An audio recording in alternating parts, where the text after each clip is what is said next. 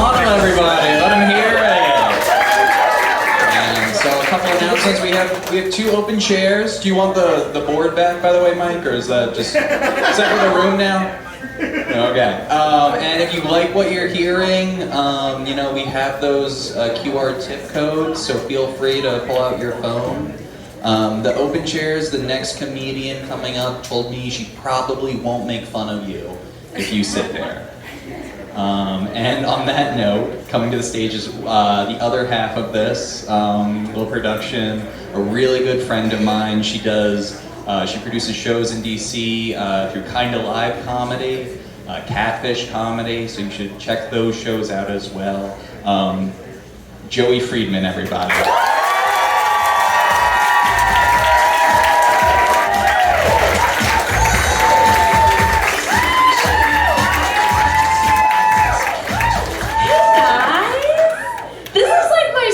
Wedding, just by the way.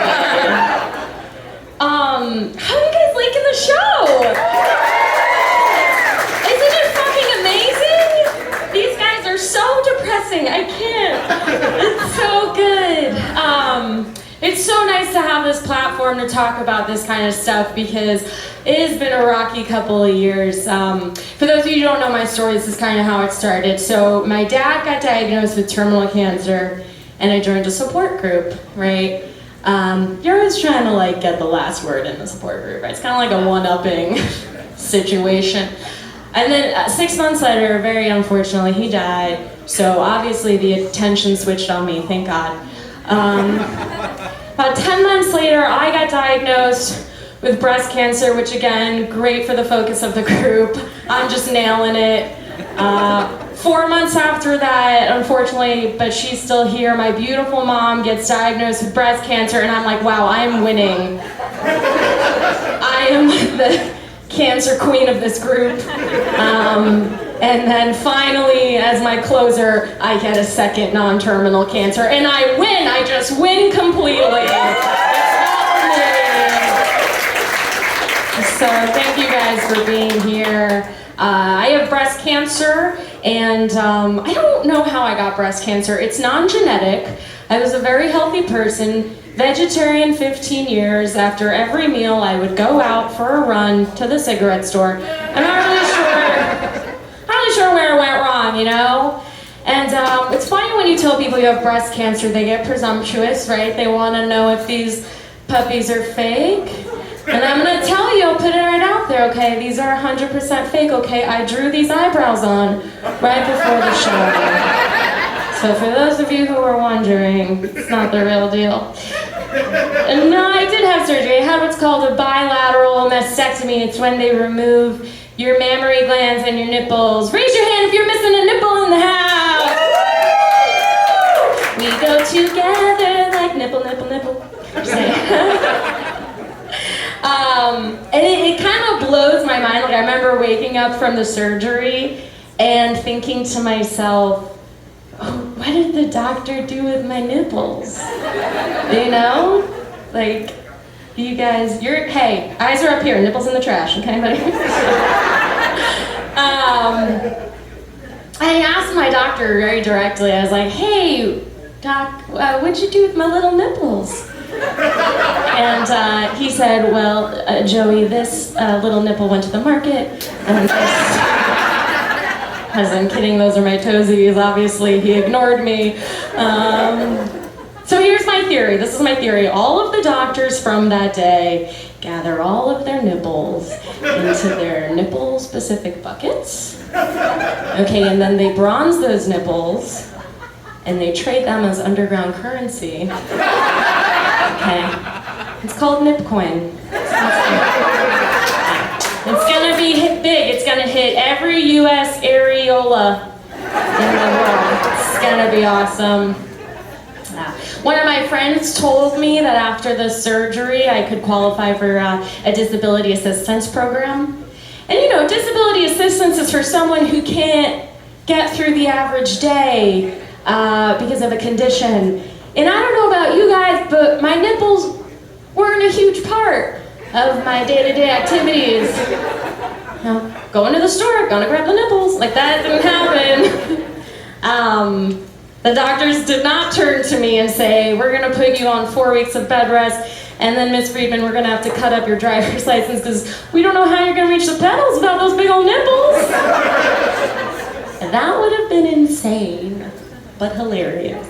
I did go through chemotherapy, and chemo, you know, you think it's gonna be the scariest thing of your life. I was like, I get it, I'll be in a crumbly basement, I'll got Capri Sun going in one arm, high C coming out the other, see what happens.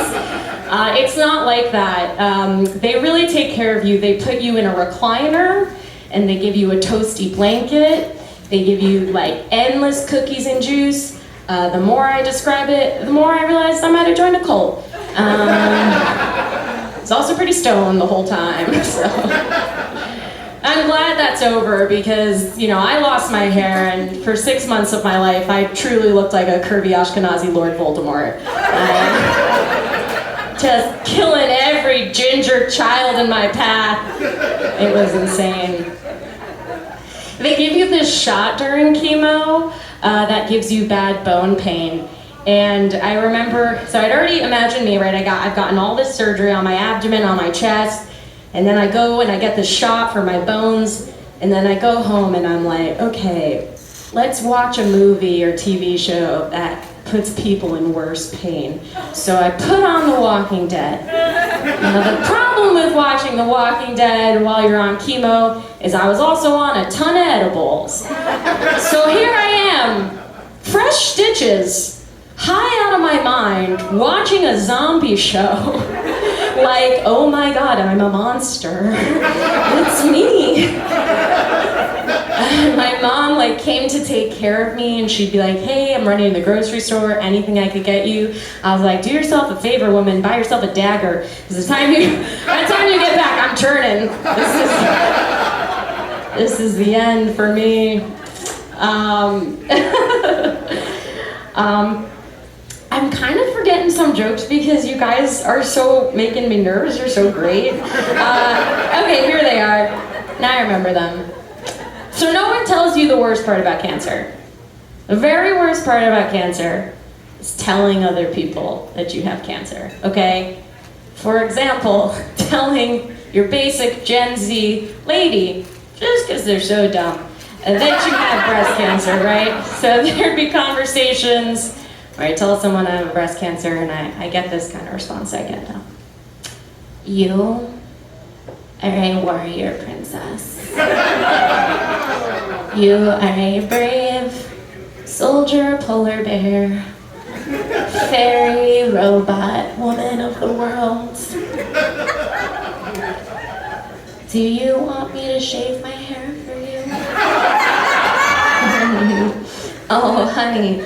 Oh no. Do I want you to pull off a hot V for Vendetta look while I shit my pants in 3 local Walgreens? Absolutely not, okay? If you want to be good to your friend going through chemo, you better offer to shave your hair, your eyebrows, your eyelashes, all your pubes, and then get chemo, in which case I'd say you're a good fucking friend. That doesn't happen. All of a sudden when you get cancer, people love to talk to you about God, because they think you're gonna meet him. And you know, people, they tell me they pray for me, and I think I'm so grateful, but at the same time, I wish we would acknowledge the irony that the dude they're praying to cure my cancer, I think, I could be wrong, I think that's the same guy that gave me cancer. I'd have to see a picture. Like, all white guys look alike to me. I know God's not black at this point, okay? You're a lot fucking kinder. So, like, what do? Like, you're like, dear God, I understand giving Joey cancer was part of your plan. Do you have a backup? Turns out this sucks. Thank you. I trust your judgment, minus all the genocides. Amen.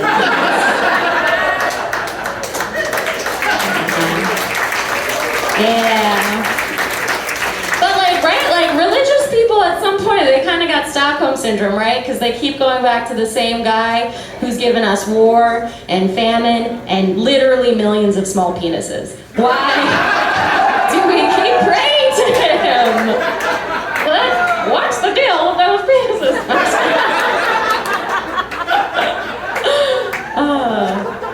Man, God's gonna be so embarrassed when I get to heaven. After all the shit he put me through, this is my impression of God, right? So I get up to the gates, I ring the doorbell, he looks through the people, and he goes.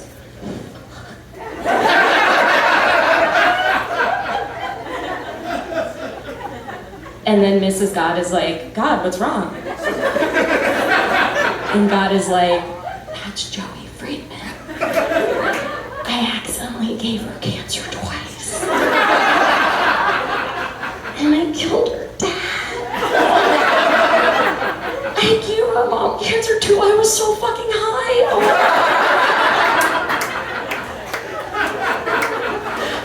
And Mrs. God is like, well, what should we do? And then God's like, I don't know, maybe let's make an excuse, let's break my legs. Fuck, I don't have legs. Oh my God. I'm a fucking spirit. I don't know.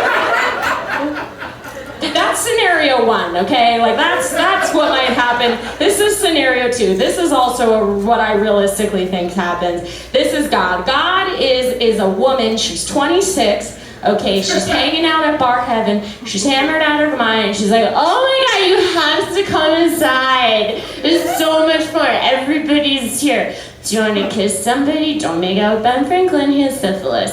She's just peer pressuring me into dying. That's my other example of God. So I told you guys my beautiful mommy in the back sing with my family.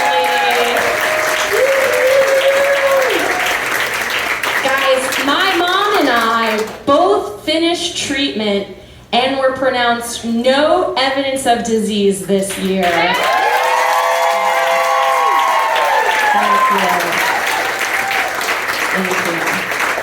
Except for schizophrenia, they can't cure that one. Okay, so this is, I want to tell a quick story about my mom. This is the first time, I was thinking about this the other day, the first time my mom taught me about shaving my legs. Do you guys remember this? You're sitting in the kitchen sink in a bathing suit, right? And my mom, she's from Brooklyn, and she goes, never shave above the knee. Because that is for whores and Pamela Anderson. And my mom's definition of a whore is just like anyone in a thong, so she'd be really disappointed in her little whore today. But I was not an attractive teenager, okay? I was overweight, I was a huge dork. I mean, I guess you could say I had tits, they were just located on my stomach at the time, okay? What I'm trying to say, Mom, is that I do not think me shaving above the knee was gonna distract 14-year-old boys from my huge porcelain horse collection. We were fine. Okay, I also told my mom I would do a little impression of her. When I had to get my thyroid removed, I wanted to lose weight, and selective surgery. And my mom came to take care of me, and we watched The Tinder Swindler. Do you guys remember that? Okay, this is an 8-second example of my mom watching The Tinder Swindler. He's a scam artist. Can't scam me, scam artist. He's delusional. He's delusional. That's my mom watching The Tinder Swindler. I know it's completely irrelevant. I'm aware. On a very genuine note, I'm obviously, I thought about this so much during the week. I'm very sad that my dad did not survive and couldn't be here to ever see me do comedy, let alone to see this very, very special show. And I was really upset about it, and of course, I wrote a joke about it. Because, what does everybody say to you when you lose somebody, right? They're like, they are always there with you, everywhere you go. And so, ladies and gentlemen, please give it up for my dad, Jay Friedman!